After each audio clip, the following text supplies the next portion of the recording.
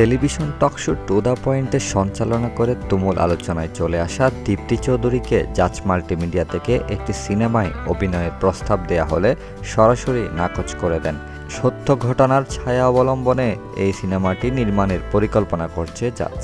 আর এই সিনেমাতেই অভিনয়ের প্রস্তাব দেয়া হলে সেটি ফিরিয়ে দেন দীপ্তি, জানিয়ে দেন এখনই তিনি সিনেমায় অভিনয় করবেন না। এ বিষয়ে জাজের কর্ণধার আব্দুল আজিজ বলেন, নতুন একটি সিনেমার কাজ শুরু করতে যাচ্ছি, গল্প স্ক্রিপ্ট লেখার কাজ শেষ, এর জন্য একজন নতুন মুখ খুঁজছি। প্রথমে আমরা দীপ্তি চৌধুরীকে নায়িকা হিসেবে চেয়েছিলাম, কিন্তু তিনি এই মুহূর্তে সিনেমায় অভিনয় করতে চাচ্ছেন না।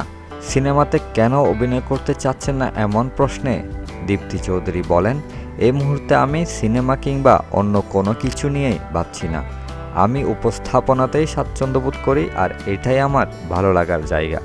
আপাতত এইটা নিয়েই থাকতে চাই, আমি কোনো সিনেমা করছি না।